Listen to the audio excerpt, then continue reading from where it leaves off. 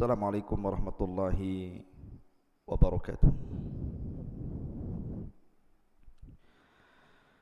Alhamdulillah wassalatu wassalamu ala Rasulillah wa ala alihi wa sahbihi wa mawalah wa la hawla wa la quwata illa billahi wa ba'du. Malam ini kita akan melanjutkan kepada kisah Nabi berikutnya, kisah Nabiullah Sulaiman alaihi salatu wassalam. Sebelum saya mulai kisah ini, kita tahu bahwa Al-Quranul Karim sepertiganya bicara tentang qasasul anbiya, kisah-kisah para nabi, kisah-kisah musuh-musuh para nabi, dan kisah-kisah yang lainnya.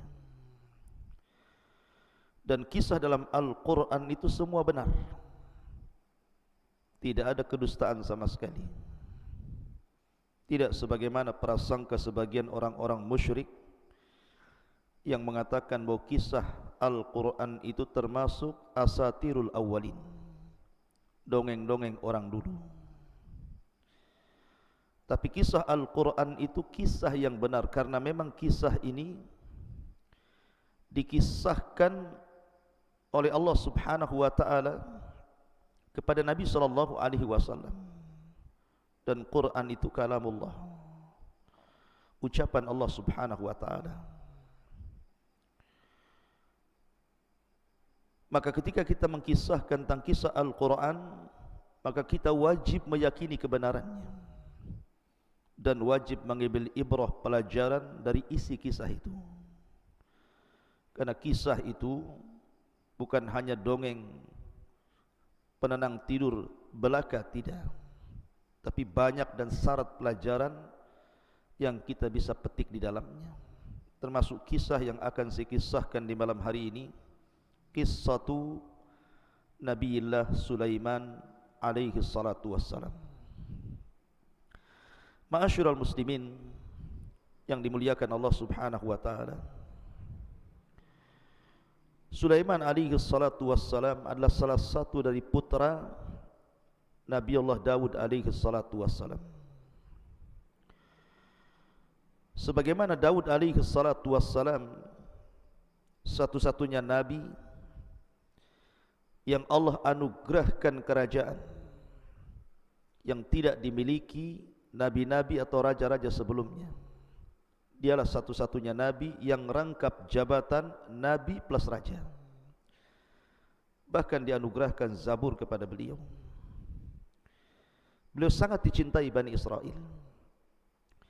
Maka ketika putranya Nabiullah Sulaiman alaihi salatu wassalam meneruskan tampuk kepemimpinan ayahnya, menjadi nabi plus juga raja, maka Nabiullah Sulaiman pun sangat dicintai Bani Israel karena akhlaknya, keadilannya, ucapannya, hukumnya, dan begitu seterusnya. Bani Israel cocok dengan Nabiullah Sulaiman alaihi salatu wassalam. Dan Allah Subhanahu wa taala pahamkan kepada Sulaiman bukan hanya bahasa manusia, bahkan seluruh hewan-hewan yang bicara dia paham. Mau hewan buas, mau hewan jinak, mau hewan terbang, mau hewan yang berjalan di bumi, Sulaiman paham bahasa mereka. Bahkan bukan hanya itu saja, Nabiullah Sulaiman dianugerahkan mampu menundukkan bangsa jin, padahal bangsa jin gaib bagi kita. Allah Subhanahu wa taala yang mengatakan, innahum yarakum min haitsu la tarawnahum. Mereka melihat kita, tapi kita tidak bisa melihat mereka. Tapi Nabiullah Sulaiman alaihi salatu wassalam mampu menundukkan makhluk yang gaib bagi kita, jin. Makanya suatu ketika Nabiullah Sulaiman alaihi salatu wassalam mengumpulkan seluruh pasukannya dari kalangan manusia, dari kalangan jin, dari kalangan hewan-hewan, burung-burung, hewan ternak, hewan jinak, hewan buas, dikumpulkan semuanya. Kemudian Nabiullah Sulaiman berkhutbah di hadapan mereka dan itu digambarkan dalam Al-Quran. Wa waritha Sulaiman Daud wa qala ya ayyuhan nasu ullimna mantiqat tayri wa utina min kulli syai'in inna hadha lahuwal fadlul mubin. Dan Nabiullah Sulaiman alaihi salatu wassalam mewarisi kerajaan dan kenabian dari ayahandanya Nabiullah Daud alaihi salatu wassalam. Karena yang dimaksud warisan dari Daud itu bukan warisan harta. Karena Nabi SAW yang mengatakan nahnu ma'syaral anbiya la nuwarrithu ma taraknahu sadaqah. Kami semua para nabi, kata Rasul, tidak mewariskan harta. Semua harta kami adalah sedekah. Jadi kalimat wa waritha Sulaiman Daud di sini artinya Nabi Daud alaihi salatu wassalam mewariskan kepada Sulaiman itu kerajaan dan kenabian. Dan itu keistimewaan yang luar biasa, menggabungkan dua keistimewaan langit dan bumi.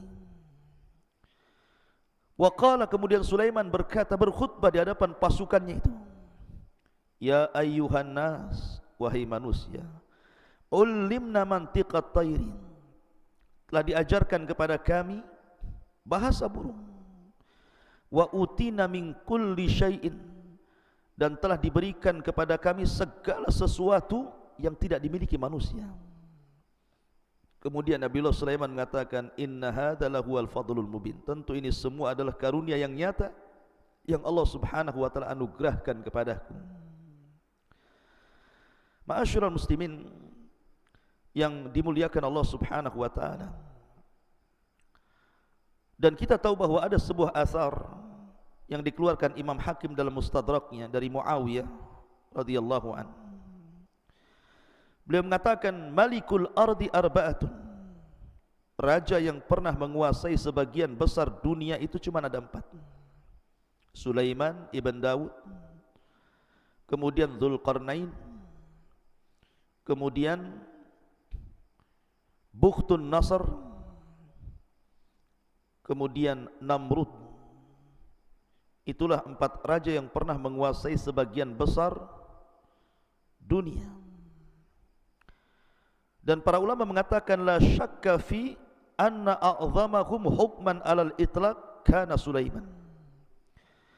Dan dari 4 raja yang pernah menguasai sebagian besar dunia, yang paling besar kekuasaannya secara mutlak adalah Nabiullah Sulaiman alaihi salatu wassalam, dibandingkan Dzulqarnain ataupun Bukhtun Nasr ataupun Namrud di zaman Nabiullah Ibrahim alaihi salatu wassalam. Ma'asyiral muslimin yang dimuliakan Allah Subhanahu wa taala. Dan Nabiullah Sulaiman alaihi salatu wassalam itu punya aturan ketika mentertibkan tentara-tentaranya, maka dia memiliki aturan yang sangat ketat, luar biasa. Makanya kemudian Allah Subhanahu wa taala mengatakan wa khusyira li Sulaiman junudahu minal jinni wal insi wat tayri fahum yuzaun. Dan untuk Sulaiman dikumpulkan bala tentaranya dari jin, manusia, bahkan burung-burung, lalu mereka berbaris dengan tertib luar biasa. Jadi Sulaiman selalu melihat kondisi bagaimana pasukan dari kalangan manusia, kemudian pasukan jin, kemudian pasukan burung-burung, dan pasukan hewan-hewan yang lainnya. Dan itu luar biasa. Seorang jenderal perang selalu memperhatikan pasukannya. Ma'asyiral muslimin yang dimuliakan Allah Subhanahu wa taala. Lah, kisah Nabiullah Sulaiman alaihi salatu wassalam di dalam Al-Qur'anul Karim ini cukup banyak, karena Allah Subhanahu wa taala menyebutkan kisah Sulaiman ini di beberapa ayat dalam Al-Quran, di beberapa surat dalam Al-Quran, bahkan belasan ayat menjelaskan tentang kisah Sulaiman alaihi salatu wassalam. Ma'asyiral muslimin yang dimuliakan Allah Azza wa Jalla, di antara kisah-kisah yang disebutkan di dalam Al-Quranul Karim adalah kisah Sulaiman alaihi salatu wassalam bersama seekor semut. Dan itu disebutkan di dalam suratul Naml. Allah Subhanahu wa taala berfirman, hatta idza atau ala wadin namlah qalat namlatun ya ayyuhan namlu udkhulu masakinakum la yakhtimannakum Sulaiman wa junuduhu wa hum la yash'urun. Allah Subhanahu wa taala mengatakan sampai suatu ketika pasukan Sulaiman sampai di sebuah lembah yang disebut dengan Wadi Namlah. Memang lembah itu penuh dengan semut di mana-mana.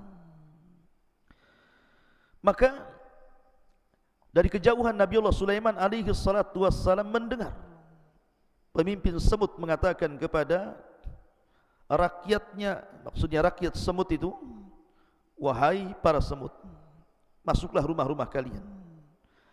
Jangan sampai Nabi Allah Sulaiman menginjak kalian dan tentaranya, sementara mereka la yash'urun, mereka tidak sadar. Lihat bagaimana semut ini juga beradab kepada Nabi Allah Sulaiman dan juga tentaranya. Maka mendengar bagaimana semut ini sangat berakhlak dan beradab, tidak suudzon kepada Sulaiman dan pasukannya, dan mengatakan wahum la yash'urun, maka Sulaiman pun takjub dan kemudian tersenyum. Allah katakan fatabassama dhahikam min qauliha, maka Sulaiman pun tersenyum kepada ucapan sang raja semut kepada masyarakat semut itu. Wa qala, dan dia mengatakan rabbi auzi'ni an ashkura ni'mataka allati an'amta alai wa ala walidai wa an a'mala salihan tardah wa adkhilni bi rahmatika fi ibadika salihin. Ya Rabb, anugerahkan kepadaku agar aku bisa bersyukur akan nikmatmu yang telah kau anugerahkan kepadaku. Nikmat bisa paham dengan bahasa-bahasa binatang yang tidak diberikan kepada para nabi baik sesudah dan sebelumnya, dan juga bersyukur kepada kedua orang tuaku karena sudah mewarisi kerajaan dan juga kenabian Nabi Allah Daud alaihi salatu wassalam, dan agar aku bisa beramal saleh yang kau ridhai dan kau masukkan aku dengan rahmatmu termasuk hamba-hambamu yang saleh. Subhanallah, jarang sekali orang yang Allah anugerahkan nikmat yang banyak bersyukur kepada Allah Azza wa Jalla. Terkadang baru diberikan harta saja orang sudah melampaui batas. Kalla innal insana la yatgha an ra'ahu istaghna. Ma'asyiral muslimin yang dimuliakan Allah Subhanahu wa taala, di sini ada faedah yang sangat besar. Dalam syariat orang dulu, maksudnya para nabi yang dulu itu, seseorang boleh saja membunuh semut, seperti yang terjadi pada salah seorang Bani Israel, nabi dari nabi-nabi Bani Israel. Disebutkan dalam sebuah hadis, qarasat nabiyyan minal anbiya'i namlah fa amara bi qaryatin namli fa ahrakat fa auhallahu ilaihi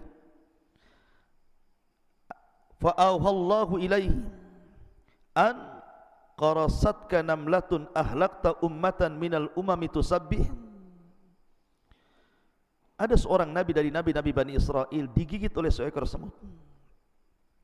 Maka dia marah. Kemudian dia mengambil api dan hendak membakar satu penduduk semut dalam sarangnya.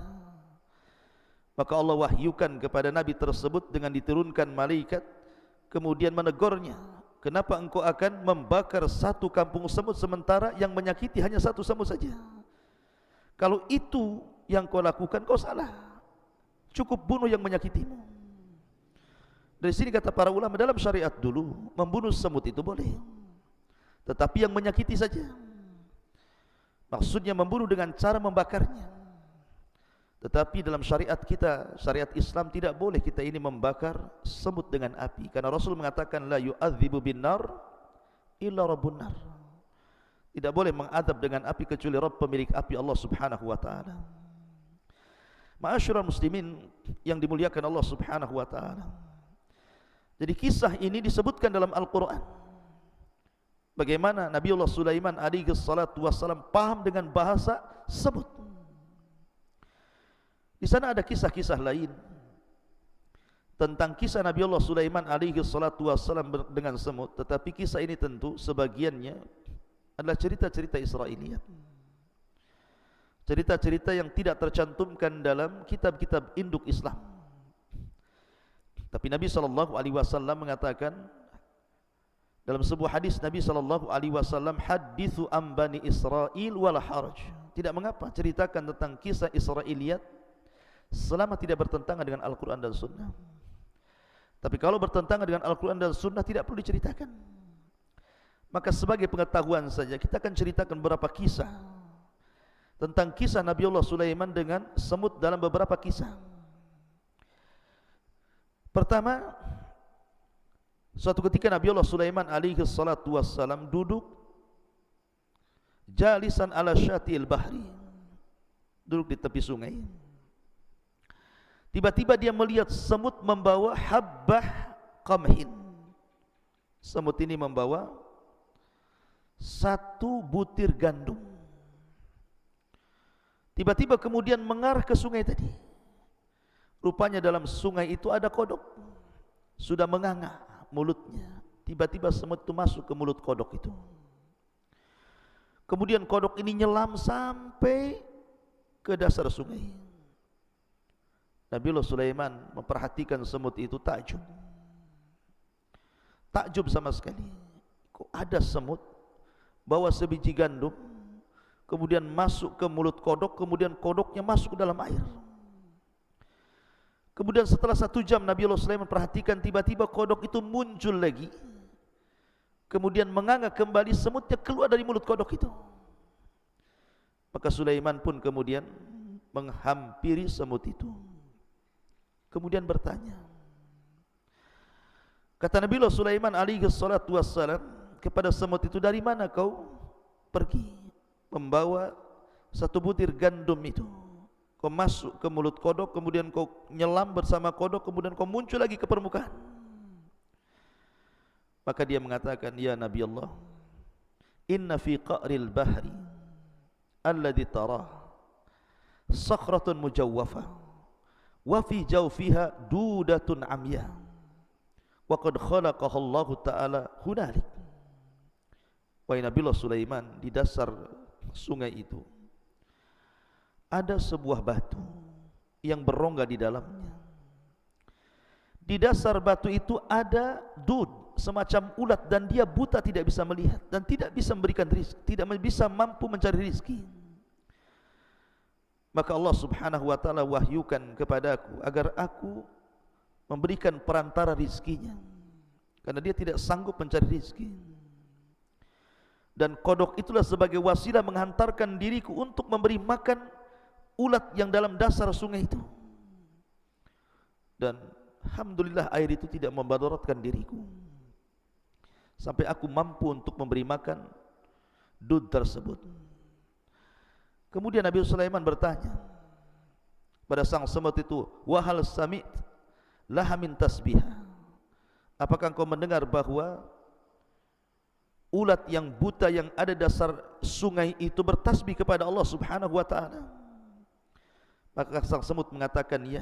Innaha taqul, dia mengatakan, ya ma la tansani fi jawfi hadhihi sakhrati tahta hadhihi lujjah birizkika la tansa ibadaka al-mu'minin birahmatika.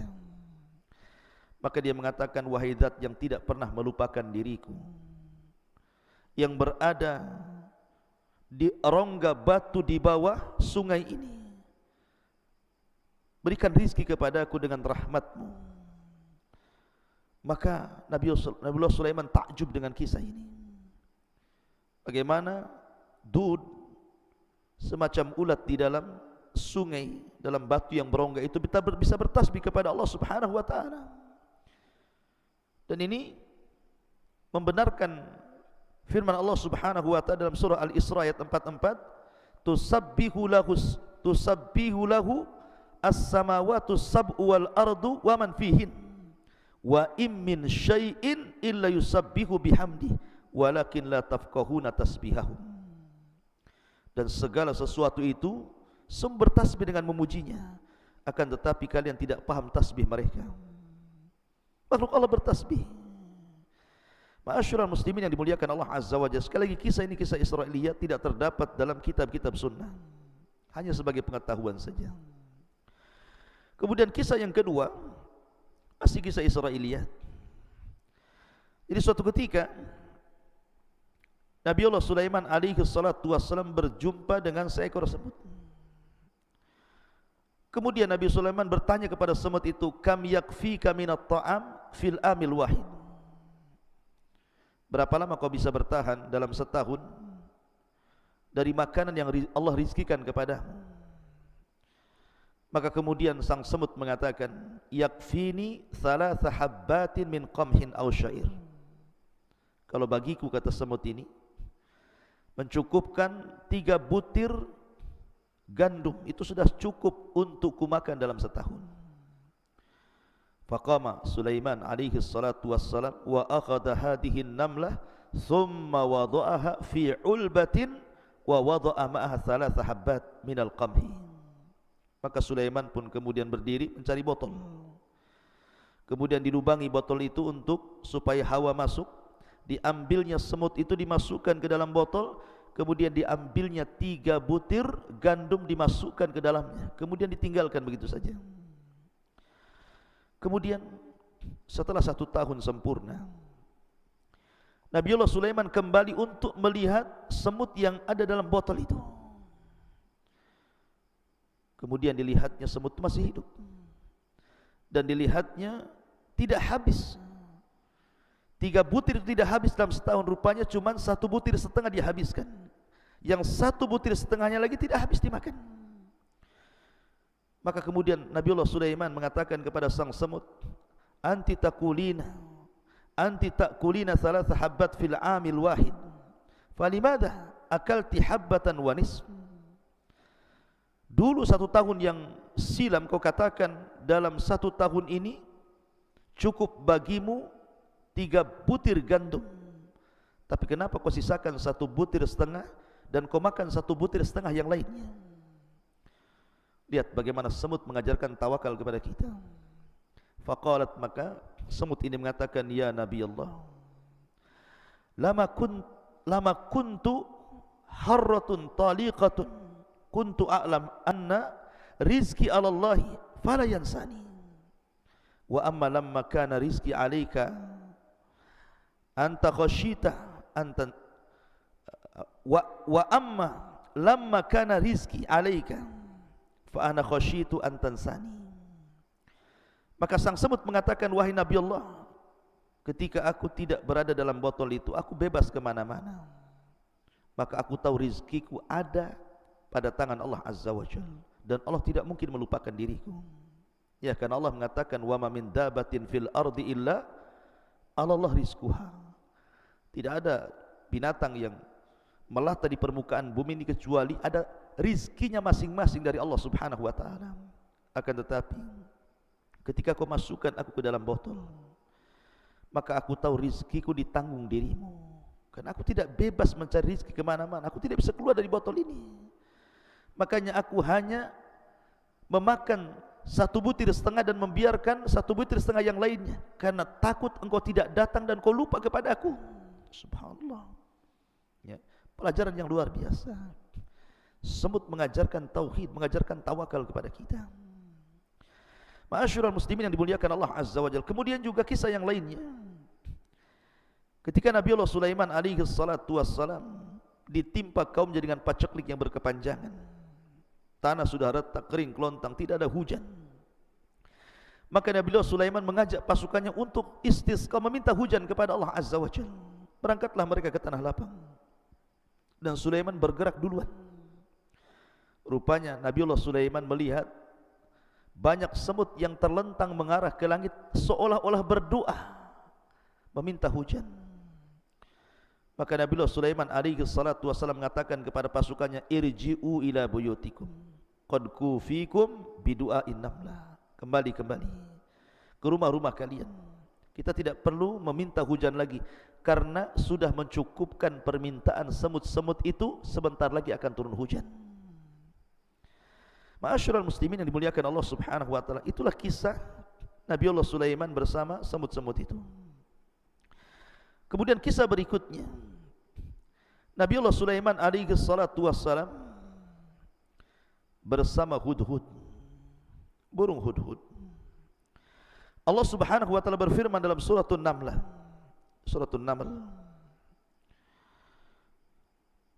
wa tafaqqada at-tayra faqala ma li la ara al-hudhuda am kana min al-ghaibin law adhibannahu adhaban shadidan aw la adbahannahu aw la ya'tiyanni bi sultanin mubin. Kebiasaan Nabiullah Sulaiman, sekali lagi dari awal saya katakan, adalah orang yang paling teratur di dalam mengatur tentara-tentaranya, baik tentara manusia, tentara jin, tentara hewan-hewan, termasuk burung-burung. Sudah ada barisan-barisan tertentu. Jadi suatu ketika Nabiullah Sulaiman alaihi salatu wasallam bergerak untuk berjihad, ketika itu Nabiullah Sulaiman dan pasukannya kehabisan air. Maka yang biasa mencari air adalah hudhud. Makanya sebagian ulama ataupun mufassirin mengatakan bahwa hudhud ini seorang muhandis, seorang insinyur. Jadi tugasnya terbang ke langit, kemudian dari langit dia akan melihat ada air atau tidak. Kalau ada air, maka kemudian diberitahu kepada Nabiullah Sulaiman, maka Nabiullah Sulaiman akan memerintahkan jin untuk melobangi dan mengorek tempat itu, kemudian keluar sumber air. Lah, ketika itu burung hudhud tidak ada. Ketika hendak ditugaskan, tidak hadir pula dia. Makanya kemudian Nabiullah Sulaiman alaihi salatu wassalam marah dan mengatakan, ma liyala aral hudhud. Kemana hudhud? Aku tidak melihat.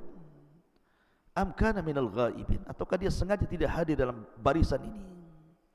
Kata Sulaiman, la u'adzibannahu adzaban syadida. Awas saja kalau dia sampai tidak datang dan tidak hadir dalam barisan itu, aku akan azab dia dengan azab yang sangat pedih. Aula adzbahanna, atau aku akan potong dia, akan sembelih dia.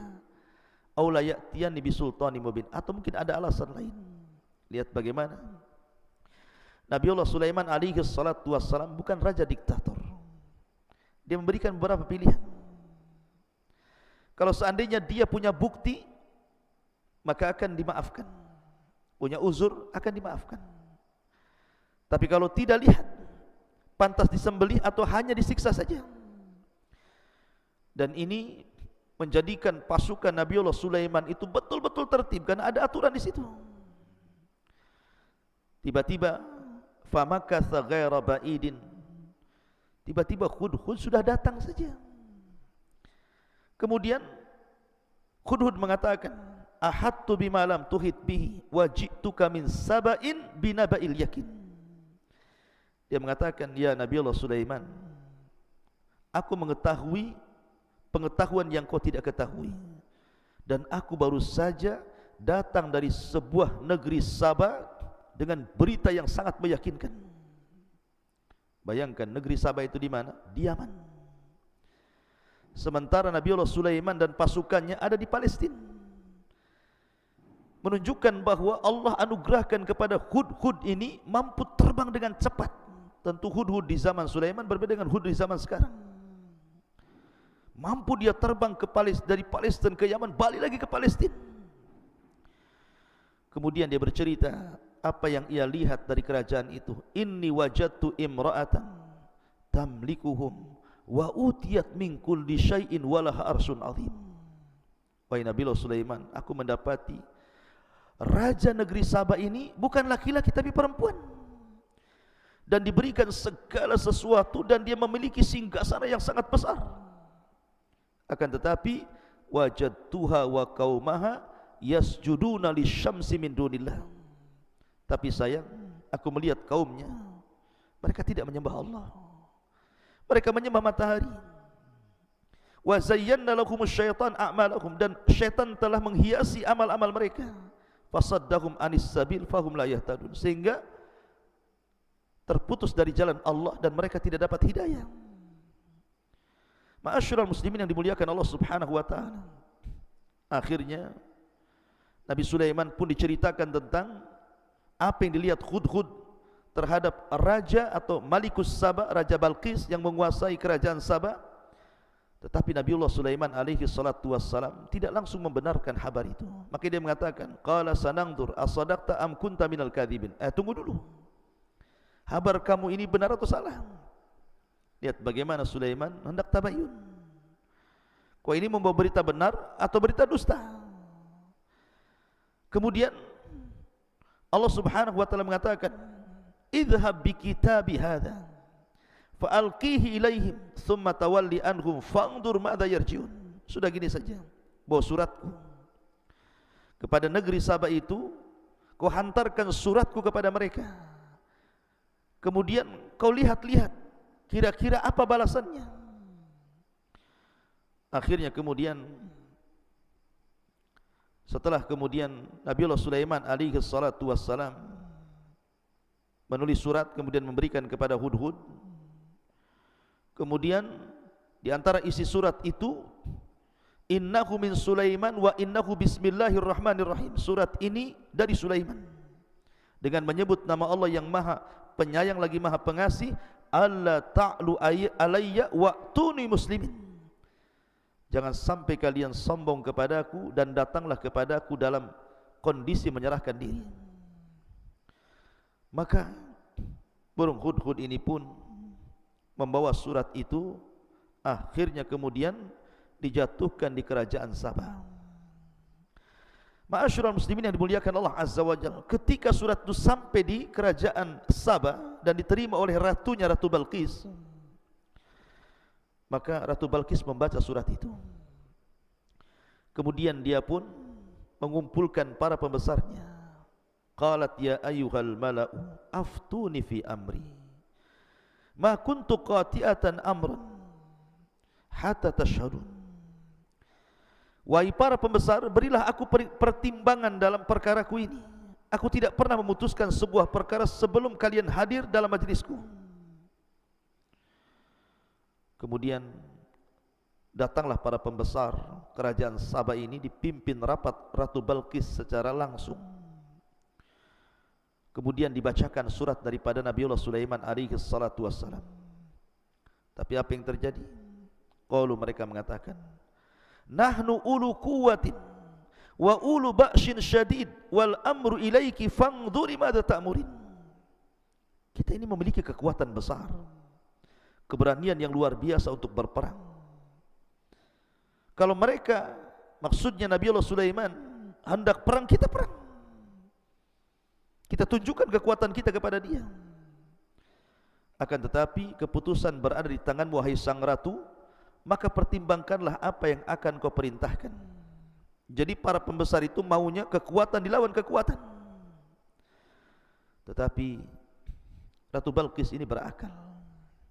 Qalat, dia mengatakan, innal muluk idza dakhalu qaryatan afsaduha wa ja'alu a'izzata ahliha adillah wa kadzalika yaf'alun. Sesungguhnya raja-raja apabila menaklukkan sebuah negeri, perang, barang tentu mereka akan membinasakan dan menjadikan penduduk yang mulia menjadi hina. Karena kalau seandainya kalah akan jadi tawanan, bahkan akan jadi budak, sebagai yang terbunuh dan dihinakan. Dan demikianlah yang akan mereka lakukan juga kepada kita. Akhirnya kemudian Balqis pun berfikir untuk memastikan apakah yang mengirim surat itu seorang nabi, betul-betul nabi, ataukah hanya gertak sambal saja, mungkin bahasanya. Kemudian dia mulai berfikir sampai mengatakan, wa inni mursilatun ilaihim bihadiyatin fanadhiratun bima yarji'ul mursalun. Dan sungguh aku akan mengirim utusan kepada mereka dengan membawa hadiah yang sangat besar, dan aku akan menunggu apa yang akan dibawa kembali oleh para utusan itu. Sudah gini saja, kita coba berikan hadiah kepada dia. Kalau dia menerima hadiah itu berarti sama saja dengan raja-raja yang lainnya. Tapi kalau dia menolak hadiah itu, ini bukan raja biasa, dia tidak menghendaki itu. Kemudian diutuslah beberapa orang pasukan dari Sabak menuju Palestina membawa hadiah yang sangat besar untuk diberikan kepada Nabiullah Sulaiman alaihi salatu wassalam. Falamma jaa Sulaiman qala atumiddunani bimalin fama atanillahu khairun mimma atakum bal antum bihadiyatikum tafrahun. Maka ketika para utusan itu menyampaikan kepada Nabiullah Sulaiman, Sulaiman berkata, apakah kamu akan memberikan harta kepadaku?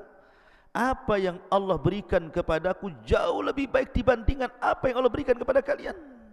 Tetapi kamu merasa bangga dengan hadiahmu. Kembalikan hadiah ini kepada ratumu. Kemudian Sulaiman mengancam dan mengatakan, irji ilaihim falana'tiyannahum bijunudin la qibala lahum biha walanukhrijannakum minha adillatan wa hum saghirun. Kembalilah kalian kepada mereka, balik kalian ke kerajaan kalian. Sungguh kami pasti akan datang kepada kalian dengan bala tentara yang mereka tidak mampu melawannya, dan kami akan usir mereka dari negara itu secara terhina, dan mereka akan menjadi tawanan yang sangat hina. Diancam. Ma'asyiral muslimin yang dimuliakan Allah Subhanahu wa taala. Kemudian Nabiullah Sulaiman mulai membuktikan ancamannya. Dia kumpulkan semua pasukan-pasukan pilihannya. Kemudian Nabiullah Sulaiman berkhutbah di hadapan mereka. Qala ya ayyuhal mala'u ayyukum ya'tini bi arsyiha qabla an ya'tuni muslimin. Wahai para pembesar, siapakah di antara kamu yang sanggup membawa singgasana kepadaku sebelum mereka datang kepadaku menyerahkan diri? Maka pasukan khusus dari kalangan manusia, jin dan binatang, mereka pun menawarkan ide kepada Nabiullah Sulaiman. Qala ifritu minal jin ana atika bihi qabla an taquma min maqamik wa inni alaihi laqawiyyun amin. Ifrit dari kalangan jin mengatakan, akulah yang akan membawanya kepadamu sebelum engkau berdiri dari tempat dudukmu, maka sungguh aku adalah jin yang sangat kuat. Itu gampang. Serahkan tugas itu kepadaku, kata jin Ifrit.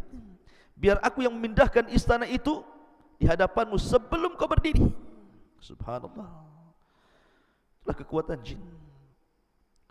Kemudian yang lain juga bangkit dan mengatakan, qala alladhi indahu ilmun minal kitab ana atika bihi qabla an yartad ilaika tarfuk.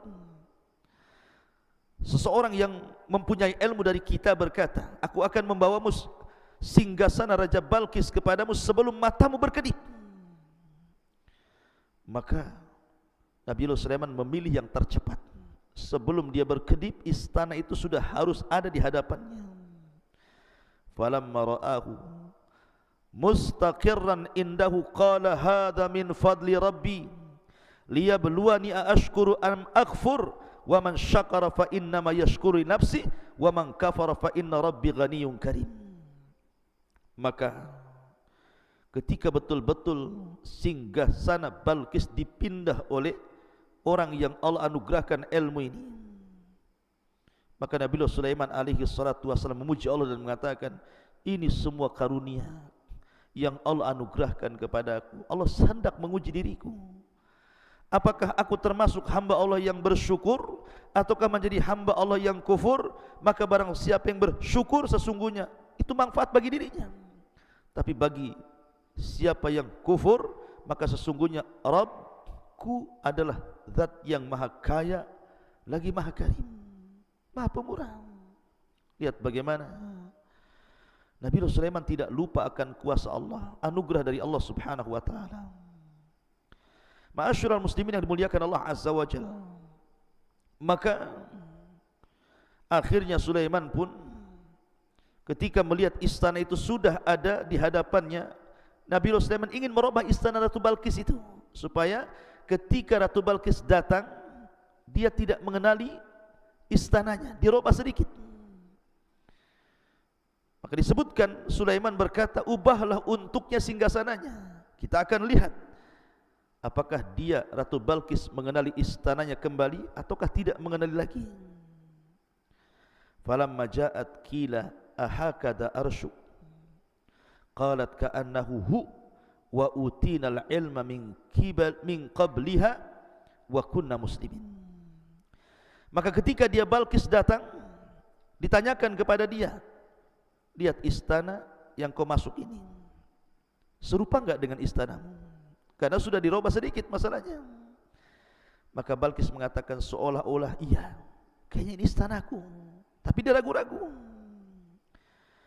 Dan dia Balqis pun berkata, kami telah diberikan pengetahuan sebelumnya dan kami adalah orang-orang yang berserah diri kepada Allah Azza wa Jalla. Subhanallah. Ma'asyiral muslimin yang dimuliakan Allah Azza wa Jalla, Ratu Balqis ini datang dengan pasukannya, ingin melihat apakah yang mengancam dirinya itu memang seorang nabi, seorang raja besar, memiliki pasukan dan istana yang luar biasa, ataukah hanya raja-raja biasa. Makanya dia datang dengan pasukannya. Jadi ketika dia masuk ke dalam istana Nabiullah Sulaiman alaihi salatu wassalam, di bawah istana itu ada sungai. Ketika dia masuk ke dalam istana itu, dia tidak sadar menyingkap pakaian sehingga nampak betisnya, disangka dia akan masuk ke dalam air di sungai itu. Dia tidak tahu bahwa sungai itu berada di bawah kaca. Kaca, kemudian di bawahnya sungai. Nampak ikan, nampak macam-macam di situ. Makanya ketika Nabiullah Sulaiman mengatakan kilalaha, dikatakan kepada Balqis, udkhuli, masuklah as-sarha, masuk ke dalam istana. Falamma ra'athu hasibathu lujjah wa kashafat an saqaiha qala innahu sarhun mumarradun min qawarir. Qalat rabbi inni zalamtu nafsi wa aslamtu ma'a Sulaiman lillahi rabbil alamin. Dikatakan kepada Ratu Balqis, masuklah ke dalam istana. Maka ketika dia Ratu Balqis melihat lantai istana itu, dikiranya kolam air yang besar dan disingkapkan penutup sehingga nampak betisnya. Kata Nabiullah Sulaiman, sesungguhnya ini hanyalah lantai istana yang dilapisi kaca saja. Kaget dia baru pertama melihat ada istana seindah, semegah, sebesar itu. Baru dia mengakui bahwa ini bukan raja biasa, bahwa dia seorang nabi. Makanya dia mengatakan, ya Tuhanku, sungguh aku telah berbuat zalim terhadap diriku, dan aku berserah diri bersama Sulaiman kepada Allah Subhanahu wa taala, Tuhan seluruh alam. Akhirnya Ratu Balqis beriman dan seluruh masyarakat Sabah beriman kepada Allah Subhanahu wa taala lewat perantara Nabiullah Sulaiman alaihi salatu wassalam. Subhanallah. Lihat bagaimana terkadang Allah Subhanahu wa taala menghantarkan hidayah kepada manusia itu disebabkan oleh seekor burung. Sebab itulah maka Islam melarang untuk membunuh burung hudhud. Karena sebab dia satu kerajaan beriman kepada Allah dan menyerahkan diri kepada Nabiullah Sulaiman alaihi salatu wassalam. Ma'asyiral muslimin yang dimuliakan Allah Subhanahu wa taala, itu di antara kisah Nabiullah Sulaiman bersama hudhud. Ada kisah yang lain yang menarik dari Nabiullah Sulaiman alaihi salatu wassalam. Disebutkan dalam sebuah suratus Sad ayat 30 sampai 35 beberapa kisah juga tentang Nabiullah Sulaiman alaihi salatu wassalam. Di antaranya kisah Nabiullah Sulaiman bersama kuda. Allah Subhanahu wa taala berfirman, wa wahabna li Daud Sulaiman ni'mal abdu innahu awwab id uridu alaihi bil asyi as-safinatul jiyad qala faqala inni ahbabtu hubbal khair an dzikri rabbi hatta tawarat bil hijab rudduha alayya fatafiqa massan bis-su'i wal a'naq. Allah Subhanahu wa taala berfirman, dan kepada Nabi Daud kami karuniakan anak bernama Sulaiman. Dia adalah sebaik-baik hamba, sungguh dia sangat taat kepada Allah Azza wa Jalla. Tentu seorang orang tua dianugerahkan anak yang saleh luar biasa bahagianya. Ingatlah ketika pada suatu sore dipertunjukkan kepada Sulaiman kuda-kuda yang jinak tetapi sangat cepat larinya. Maka dia berkata, sesungguhnya aku menyukai segala yang baik dari kuda itu, yang membuat aku ingat akan kebesaran Tuhanku sampai dia tidak sadar matahari mulai terbenam. Maka Sulaiman pun kemudian marah kepada kuda-kuda yang sudah melalaikan dia dari solat. Bawalah semua kuda-kuda itu kepadaku. Lalu dia mengusap-usap kaki dan leher kuda tersebut. Ada sebagian ahli tafsir mengatakan bahwa Nabiullah Sulaiman alaihi salatu wasallam dicintakan dengan kuda karena dia memang suka berjihad, berperang. Maka dia suka dengan kuda-kudanya Sulaiman itu banyak, ribuan. Ya. Karena itu bagian daripada pasukannya. Jadi suatu sore Nabi Sulaiman sedang membariskan kuda-kuda itu. Karena kesukaan dia kepada kuda yang baik gitu ya. Dia bariskan kuda-kuda itu, tidak sadar kalau seandainya ketika dia membariskan kuda-kuda itu kemudian mengusap satu persatu, merapihkannya, rupanya dia dilupakan dari solat di waktu petang, solat sebelum terbenam matahari. Ketika kemudian matahari terbenam diingatkan bahwa dia belum solat. Akhirnya dia marah sama kuda-kuda itu. Kemudian dia meminta agar kuda-kuda itu didekatkan kepadanya dan dia sembelih semua kudanya. Karena disebabkan sudah melalaikan dia dari solat sebelum terbenam matahari. Subhanallah. Bagaimana Nabiullah Sulaiman alaihi salatu wassalam tidak mau ada hal-hal yang menyebabkan lalainya dia beribadah kepada Allah Azza wa Jalla. Banyak di antara kita sudah tahu perkara itu melalaikan, masih juga kita lakukan. Sudah tahu pekerjaan itu bisa melalaikan dari zikir kepada Allah, masih juga kita kerjakan. Tapi lihat, ini pelajaran besar dari Nabiullah Sulaiman alaihi salatu wassalam. Karena kuda-kuda itu, walaupun Sulaiman sangat cinta dengan kuda-kuda itu, karena melalaikan dari ibadah kepada Allah, disembelih semuanya, disedekahkan kepada fuqara wal masakin. Dari sini akhirnya Allah subhanahu wa ta'ala gantikan kepada Sulaiman yang jauh lebih baik daripada kuda-kuda itu. Apa? Allah tundukkan angin kepadanya. Jadi biasanya dia menunggang kuda yang sangat cepat gitu ya. Akhirnya Allah ganti dengan menunggang angin sehingga dia bisa merintahkan angin itu kemana saja dia sukai.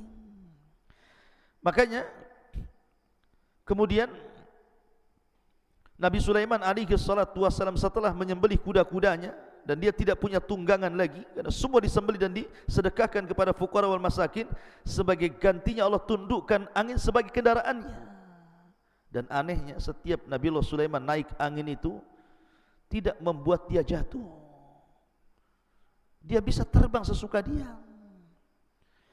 Ma'asyiral muslimin yang dimuliakan Allah Subhanahu wa taala. Dan itu ada kaidah dalam Islam. Sebagaimana sabda Nabi sallallahu alaihi wasallam, "Man taraka syai'an lillahi awwadallahu khairan minhu." Barang siapa yang meninggalkan sesuatu karena Allah, maka Allah ganti sesuatu itu yang jauh lebih baik lagi. Subhanallah. Ma'asyiral muslimin yang dimuliakan Allah Subhanahu wa taala. Itulah kisah Nabi Allah Sulaiman bersama kuda. Tetapi sebagaimana manusia yang lain, Sulaiman juga terfitnah. Dia manusia sama dengan kita, tetapi Allah anugerahkan kepada dia kelebihan berupa kerajaan dan kenabian. Apa fitnahnya? Allah Subhanahu wa taala berfirman, "Wa laqad fatanna Sulaiman wa alqaina ala kursiyyihi jasadan thumma anab." Dan sungguh kami telah menguji Sulaiman dan kami jadikan dia tergeletak di atas kursinya sebagai tubuh yang lemah karena sakit, kemudian dia pun bertobat kepada Allah Azza wa Jalla. Ada 3 penafsiran yang disebutkan para ulama. Pertama, bahwa dikisahkan Nabiullah Sulaiman alaihi salatu wasallam suatu ketika dia memiliki istri. Tapi tanpa sepengetahuan istri yang satu ini, dia menyembunyikan kekufurannya. Tapi memang wanita cantik, Sulaiman suka dengan istri ini.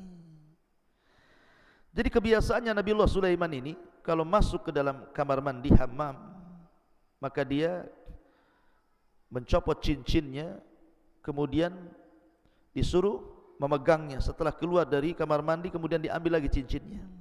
Allah takdirkan, datang syaitan menyerupai Sulaiman, kemudian meminta cincin itu.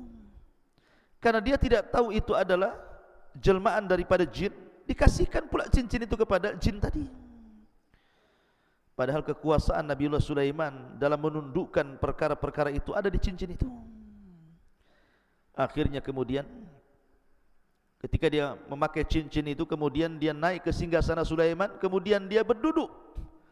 Dia memerintahkan masyarakat Sulaiman, jin ini itu, tetapi aneh karena tidak sebagaimana hukum yang selalu diperintahkan Nabi Sulaiman. Ini agak aneh, banyak diingkari oleh masyarakat Nabiullah Sulaiman alaihi salatu wassalam. Ya, karena itu bukan Nabiullah Sulaiman, itu jelmaan jin. Akhirnya Sulaiman pun dia datang dan mengatakan, sayalah Sulaiman, bukan dia. Tapi orang-orang, jin-jin dan juga pasukan-pasukan dari kalangan binatang tidak percaya, karena tidak memiliki cincin, dan cincinnya ada pada jin yang menyerupai Sulaiman itu. Dari situlah kemudian Nabiullah Sulaiman berusaha untuk mengambil kembali.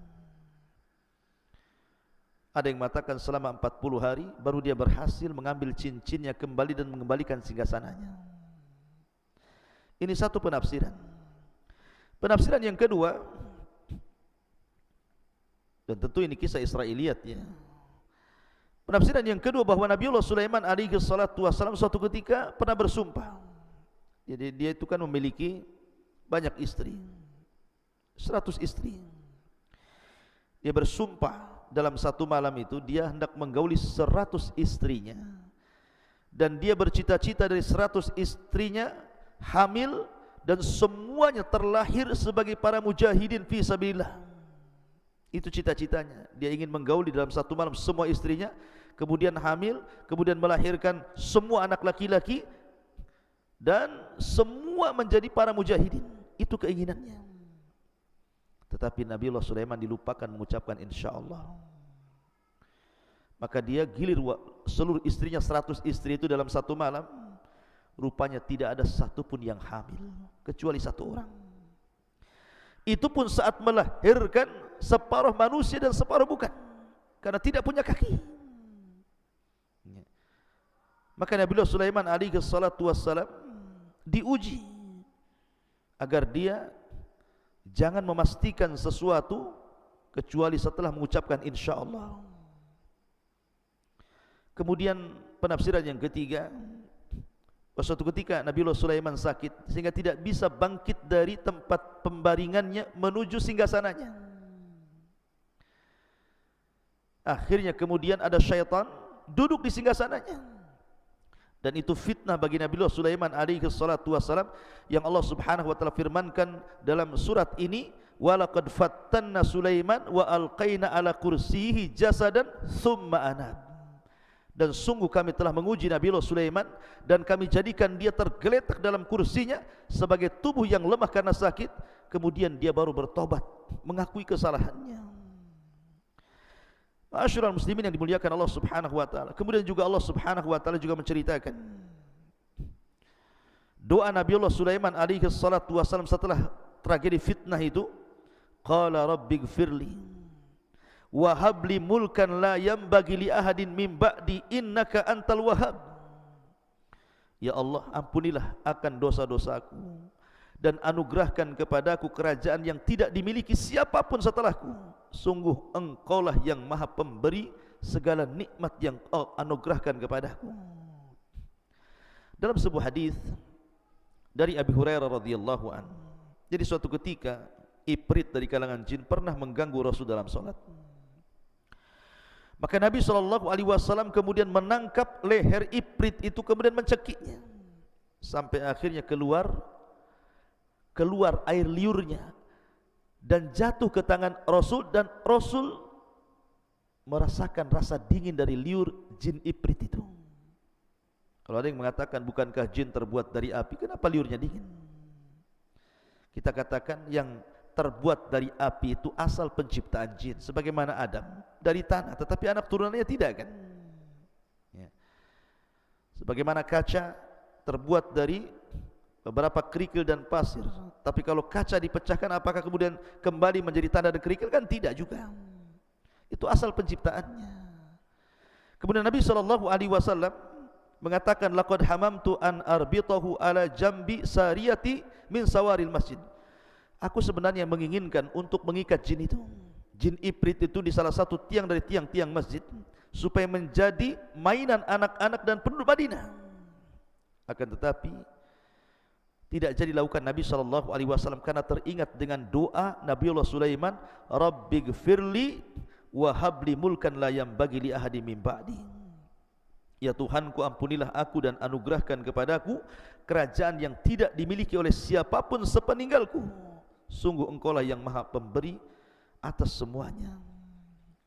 Ma'asyiral muslimin yang dimuliakan Allah Subhanahu wa taala. Dan kita tahu bahwa ketika Nabiullah Sulaiman alaihi salatu wassalam berkuasa menjadi nabi dan rasul, dan setiap nabi tentu mendakwahkan dakwah tauhid. Walaqad ba'atsna fi kulli ummatin rasulan ani ibudullaha wajtanibut taghut. Dan kami utus pada tiap-tiap umat ini seorang rasul, tugas mereka sembahlah Allah, tauhidkan Allah, esakan Allah, dan jauhi sesembahan selain daripada Allah Subhanahu wa taala. Seluruh para nabi mendakwakan dakwah tauhid, termasuk Nabiullah Sulaiman. Maka dalam bentuk mentauhidkan Allah, ketika Nabiullah Sulaiman alaihi salatu wasallam menjadi raja dan nabi, dia mengancam kepada tukang-tukang sihir yang mempraktekkan sihirnya akan dibunuh. Dan Nabiullah Sulaiman menggerakkan pasukannya untuk merampas seluruh kitab-kitab sihir yang ada pada tukang-tukang sihir. Maka bergeraklah pasukan ke penjuru dunia untuk mengambil semua kitab-kitab sihir, agar jangan ada satupun yang mempelajari kitab-kitab itu. Kemudian diletakkan di satu sunduk, di satu kotak, kemudian diletakkan di bawah singgasananya. Kemudian dia mengancam siapapun yang mengambil kotak ini dan dia seorang jin, maka pasti terbakar. Tetapi siapapun yang mengambil kotak ini dari kalangan manusia, kubunuh dia. Maka sejak saat itu tidak ada satupun jin yang berani menyentuh kotak itu, dan tidak ada satu manusia pun yang mendekatinya, sehingga menggugurkan seluruh para dukun. Tidak ada dukun-dukun lagi yang berani mempraktekkan perdukunannya. Subhanallah. Tetapi orang-orang Yahudi justru menuduh Sulaiman alaihi salatu wassalam yang mempelajari sihir untuk menyihir orang-orang, sehingga mereka mengatakan Sulaiman itu kafir. Maka Islam membantah dan mengatakan wa ma kafara Sulaiman walakinna syayatina kafaru. Sulaiman tidak kafir, setan-setan itu yang kafir. Kemudian masuk pada cerita Harut dan Marut, dan itu kisah yang lain. Ma'asyiral muslimin yang dimuliakan Allah Azza wa Jalla. Lah, Nabiullah Sulaiman alaihi salatu wassalam itu adalah orang yang pertama kali membangun Masjidil Aqsa. Masjid di dunia ini yang mulia hanya 3, Masjidil Haram, Masjid Nabawi, dan Masjidil Aqsa. Lah, yang pertama dibangun Masjidil Haram oleh Ibrahim alaihi salatu wassalam. Kemudian yang kedua Masjidil Aqsa dibangun oleh Nabiullah Sulaiman alaihi salatu wassalam. Dan yang ketiga Masjid Nabawi dibangun oleh Rasul kita Muhammad sallallahu alaihi wasallam. Tetapi secara keutamaan tentu Masjidil Haram lebih utama dibandingkan Masjid An-Nabawi. Masjid Nabawi lebih utama dibandingkan Masjid Al-Aqsa, karena kita lihat dari segi pahala orang yang sholat di dalamnya. Siapa yang sholat satu kali sholat di Masjidil Haram sama dengan 100.000 kali sholat di masjid-masjid yang lainnya. Siapa yang sholat di Masjid Nabawi sama dengan 500 atau 1.000 kali sholat dibandingkan di masjid-masjid yang lainnya. Dan sholat di Masjidil Aqsa sama dengan 500 kali sholat dibandingkan di masjid-masjid yang lainnya. Tapi secara pembangunan, maka Aqsa kedua, baru setelah itu Nabawi. Yang pertama Masjidil Haram. Nah, setelah kemudian Nabi Sulaiman membangun Masjidil Aqsa yang disebut dengan Haikal Sulaiman, yang sekarang dicari-cari. Haikal ini bangunan yang asal yang pernah dibangun Sulaiman oleh orang-orang Yahudi Israel.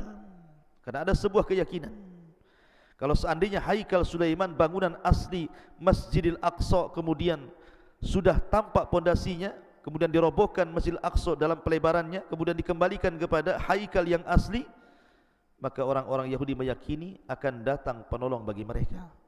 Itu keyakinan mereka. Ya, dan ini keyakinan batil. Intinya bahwa Nabi Sulaiman membangun Masjid Al-Aqsa. Kemudian setelah itu dia pun meminta kepada Allah Subhanahu wa taala 3 perkara. Sa'alallahu hukman yusadifu hukmahu. Pertama, Nabi Sulaiman meminta hukum yang selaras dengan hukum Allah Subhanahu wa taala. Maka diberikan permintaan pertama. Kemudian yang kedua, sa'alallah mulkan la yanbaghi li ahadin min ba'di. Dia meminta sebuah kerajaan yang tidak dimiliki siapapun sepeninggalnya, dan Allah kabulkan. Kemudian yang ketiga, Nabiullah Sulaiman alaihi salatu wassalam meminta juga alla ya'tiyahu ahadun la yanhazuhu illa shalah, bahwa siapapun yang masuk ke Masjidil Aqsa tidak ada niat kecuali salat. An yukhrijahu min khati'atihi kayaumin waladathu ummuhu. Keluar dari masjid sudah hilang semua dosa-dosanya. Dan Rasul mengatakan wa arju an yakuna qad utiyahu tsalitsa, dan aku berharap Allah Subhanahu wa taala juga memberikan permintaan Nabiullah Sulaiman yang ketiga. Dan Rasul pernah salat di Masjidil Aqsa pada saat peristiwa Isra dan Mi'raj. Ma'asyiral muslimin yang dimuliakan Allah Subhanahu wa taala. Dan banyak kisah-kisah Nabiullah Sulaiman alaihi salatu wassalam. Kita masuk pada wafatnya. Jadi disebutkan di dalam Al-Qur'anul Karim bagaimana wafatnya Nabiullah Sulaiman alaihi salatu wassalam. Allah katakan falamma qadaina alaihi al-maut ma dallahum ala mautihi illa dabatul ardi ta'kulu min sya'atahu. Falamma kharra tabayyanatil jin allau kanu ya'lamunal ghaiba ma labithu fil adzabil muhin. Maka tatkala kami putuskan akan kematian Sulaiman, tidak ada yang menunjukkan kematiannya kecuali rayap yang menggerogoti tongkatnya. Ketika Sulaiman kemudian tersungkur, jatuh, dan semua orang, jin, binatang tahu bahwa Sulaiman meninggal dunia, maka jin-jin itu kemudian mengatakan seandainya mereka tahu yang gaib, tentu mereka tidak akan berada dalam adab yang sangat dihinakan. Kalau tahu Sulaiman meninggal, kami ngapain bekerja lagi, mungkin bahasa seperti itu untuk Nabi Sulaiman yang sudah mati. Jadi ada yang mengatakan bahwa Nabiullah Sulaiman alaihi salatu wassalam di akhir hayatnya selalu menyendiri di Baitul Maqdis yang sudah dibangunnya, dan beliau tidak pernah keluar dari mihrabnya berhari-hari. Bahkan ada yang mengatakan sampai 1 tahun tidak keluar dari mihrabnya. Dia hanya menyuruh orang untuk mengantar makanan dan terus sholat dan beribadah kepada Allah Subhanahu wa ta'ala. Ma'asyiral muslimin lah, pada hari pertama kemudian dia melihat di dalam Baitul Maqdis ini ada tumbuh pohon. Kemudian dia memandangi pohon tersebut dan berkata, siapa namamu? Jadi berkata kepada pohon, siapa namamu? Maka pohon itu mengatakan, namaku ini. Jauh pohon itu. Kemudian Nabi Sulaiman alaihi salatu wassalam mengatakan, melihat pohon yang lain, kamu siapa namanya dan apa fungsimu? Maka pohon ini mengatakan, aku namanya si ini dan fungsiku sebagai obat-obatan.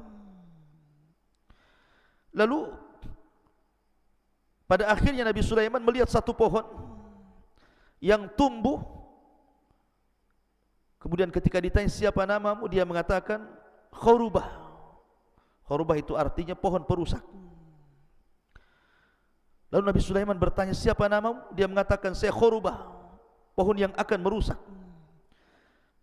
Maka Sulaiman terkejut ketika menjawab, melihat jawaban pohon itu, dan dia mengatakan, apa maksudnya perusak? Maka dia mengatakan, aku tumbuh untuk merusak masjid ini dan juga akan merusak kekuasaanmu. Dari situ Sulaiman terkejut, kemudian mencabut pohon itu, kemudian menanam di dinding miliknya. Tiba-tiba kemudian Sulaiman masuk ke mihrab, berdiri salat dengan memegang tongkatnya. Rupanya di saat itulah Nabiullah Sulaiman didatangi malakul maut, kemudian dicabut nyawanya. sementara dia sedang memegang tongkatnya. Dan kita tahu seorang nabi itu kematiannya dijaga oleh Allah Azza wa Jalla, tidak mungkin dimakan bumi, sehingga jasadnya utuh seperti itu, memegang tongkat berhari-hari, berbulan-bulan, sampai genap 1 tahun, dimatakan 2 tahun, karena memang masjid itu masih berlantaikan tanah, tentu banyak rayap. Maka rayap itu kemudian menggerogoti dari bawah tongkat Sulaiman, kemudian makin atas, maka sampai kepada tongkat yang paling ujung yang dipegang Nabiullah Sulaiman. Ketika sudah tidak lagi bertelekan dengan tongkat itu, dia pun roboh. Maka manusia tahu, jin tahu, hewan-hewan tahu bahwa Nabiullah Sulaiman alaihi salatu wassalam sudah meninggal dunia. Falamma qadayna alaihi al-maut ma dallahum ala mautihi illa dabatul ardh ta'kulu min sa'atahu. Maka tatkala kami putuskan kematian kepada Nabiullah Sulaiman, tidak ada yang menunjukkan akan kematiannya kecuali rayap-rayap bumi yang memakan tongkatnya. Subhanallah, dia meninggal saat solat dicabut rohnya. Begitulah pelajaran. Jangan sampai kita meninggal kecuali di atas ibadah kepada Allah Subhanahu wa taala. Karena itu alamat dari husnul khatimah. Jangan sampai kita meninggal di tempat-tempat maksiat atau sedang bermaksiat kepada Allah Azza wa Jalla. Tetapi sekali lagi, riwayat ini tentu riwayat Israiliyat. Maka kita hanya memegang kepada zahir daripada ayat Al-Quran. Ma'asyiral muslimin yang dimuliakan Allah Subhanahu wa taala, itulah kisah singkat dari Nabiullah Sulaiman alaihi salatu wassalam. Bihamdika asyhadu an la ilaha illa anta astaghfiruka wa atubu ilaik. Allahu ta'ala. Assalamualaikum warahmatullahi wabarakatuh.